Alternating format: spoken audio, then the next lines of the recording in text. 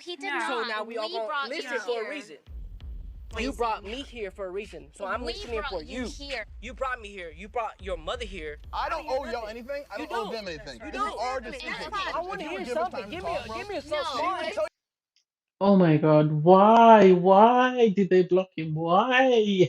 I wanted Batiste to catch Nancy's brother's hands. I just wanted, just one or two, just, just one, on his chest, just, yeah, just to, make him sit up a bit and make him think, because the level of disrespect is unacceptable. Hey there, thanks for stopping by. It's your girl Valerie again. Welcome back. So in this episode, I'll be reviewing Love is Blind, season 3, episode 11. If you're new to my channel, please don't forget to like, share, comment, and subscribe, and turn on the notification bell for when I upload new videos. Oh my God, I don't even know where to start. So, in episode 10, Nancy said I do to marrying Batiste, but I always knew that something wasn't right, given the way his family were talking to him and their sort of expressions. We never got to see them meet up with Nancy again, and you'd have expected his mum or someone from his family to go and see Nancy. I did comment in my last review that how is it Batiste sent her a shot when she sent him a very thoughtful present of their journey and stuff, and so it wasn't surprising for me that he said I don't, but the level of disrespect is what I can't get over. How dare he talk to them like that? The fact that he just said I don't, without an apology or anything, he just turned around and said I don't. And Nancy was taken aback because he blindsided her, and that was his goal, to blindside her so that she could get. I think these guys that go on these shows for fame try and do something that makes them stand out. So he knew by blindsiding Nancy, people would talk about him a lot more. Um, so he blindsided her. He said, "I don't." Um, then asked her, do you want me to talk to you about it here or whatever? There's no apology in there. I'm so sorry about this. I didn't mean to hurt your feelings. It's totally opposite from what SK did when SK said I do not. He still told Raven I love you, and then explained to Raven's family and friends who were there why he had said no, and was very apologetic about it. And afterwards, his mom went and consoled Raven, whereas Batista's mom came out and was like, "We need to give them time. We need to give them time." And I don't understand why Nancy was being so horrible to her mother, because her mother was only acting in her daughter's best interest, because she has a right to be upset that he is disrespecting her daughter. I wish they'd allowed, you know, Nancy's mom and sort of brother to speak to him, because I don't know whether I remember the last time Nancy's dad was on screen, he was speaking in Spanish, so I don't know whether he stood back because maybe he's not fluent in English. I don't know. It's just an assumption on my part. The fact that Batista's dad was crying, and it's like, why are you crying? You should be going to tell your son to say it's unacceptable the way you're talking to these people. You need to sort of show respect, explain to the family what's the way he was talking to Nancy's his brother. You're effing things up. You're effing things up. If things were going to work, you stop. And it's like, what is going to work? In which world do you see yourself marrying Nancy? In which world do you see Nancy's family agreeing to her marrying you, given how you've embarrassed her in front of everybody? I don't get it. Nancy should never have said yes to Baptiste. I said this before. I said should have been Andrew would have been a better candidate than Baptiste. Baptiste was a big mistake, and he showed it by embarrassing her in front of everybody on on a platform where it's going to be seen around the world. I really feel sorry for her, but I also am upset with the way she spoke to her mom. I know she didn't want her mom to get involved, but at least there was a better way of her speaking to her mom. I think as soon as she came out, she should have spoken to her mom and said, "Mom, give me an opportunity to speak to Baptiste, and then I'll come and speak with respect, not telling her to don't hug me, leave me alone. No, leave us alone. We need to speak."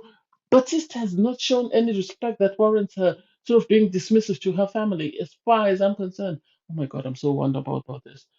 Anyway, I'm happy that she removed that eternity bracelet and threw it at him, because he used that to sort of blind her and make her believe that they were going to be married for eternity, knowing full well he was going to be a no. So he used that bracelet to sort of blindside her. That way she wouldn't say no to him. I think this was his plan all along. He wanted to be the one to say no and not let Nancy have the upper hand and say no to him.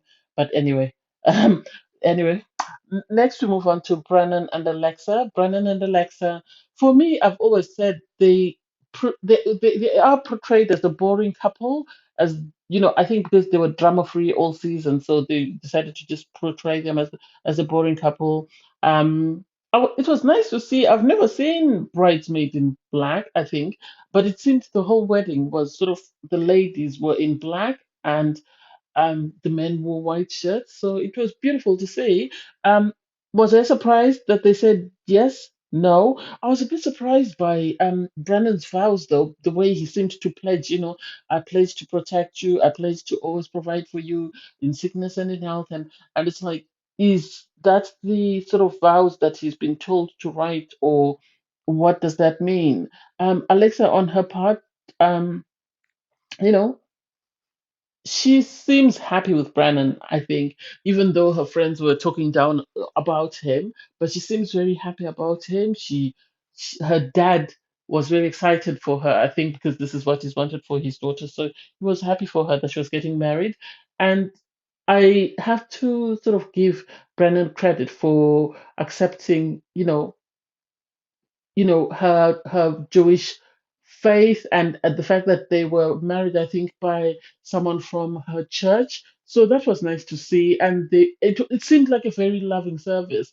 It was interesting how Brennan's mom was very nervous and she was very teary until he said "I do," and then she sort of you could see her sort of take a breath and sort of relax.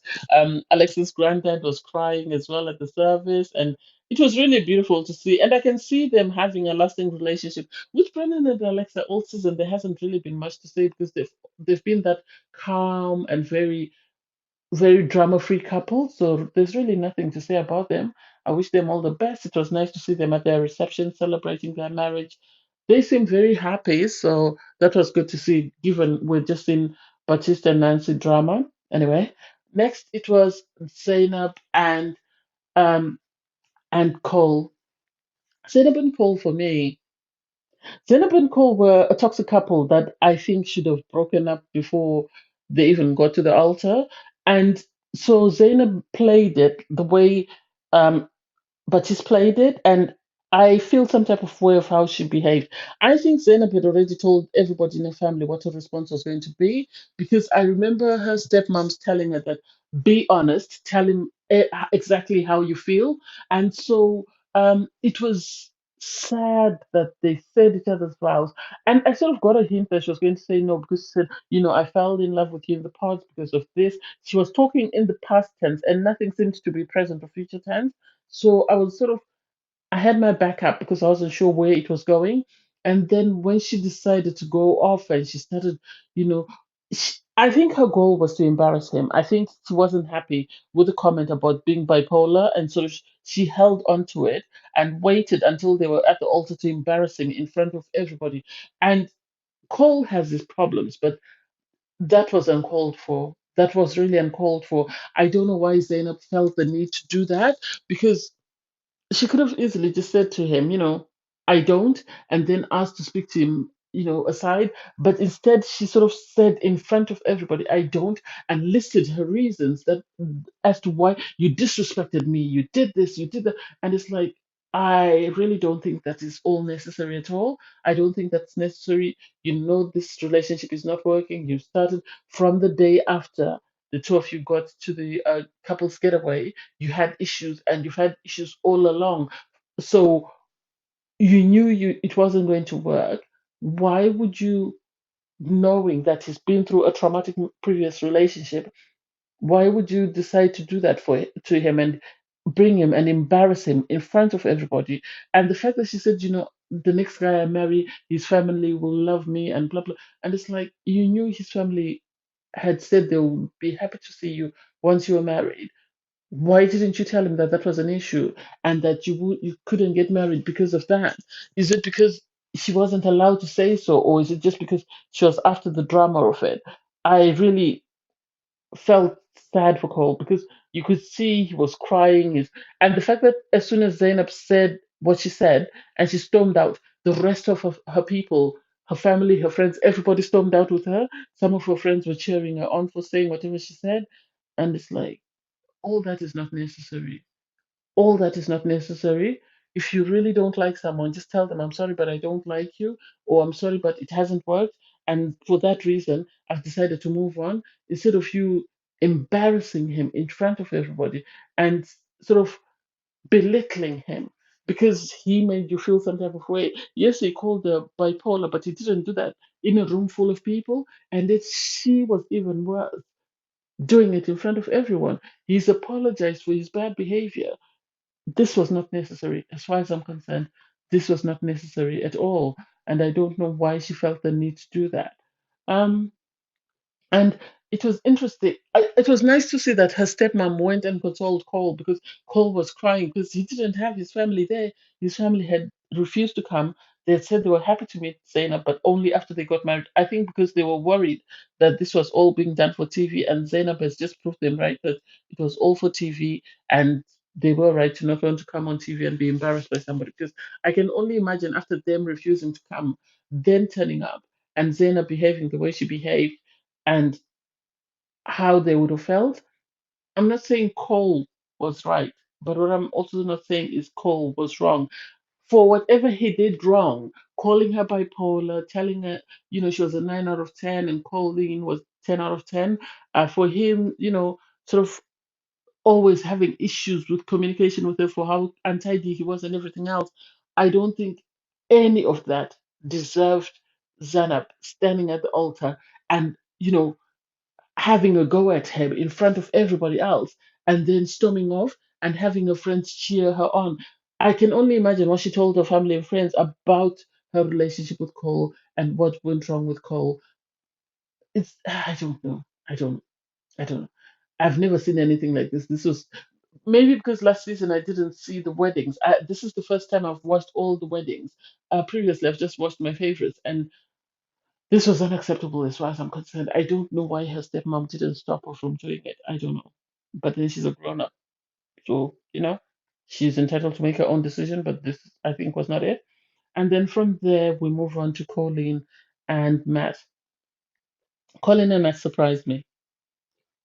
I'm going to repeat Colleen and Matt surprised me.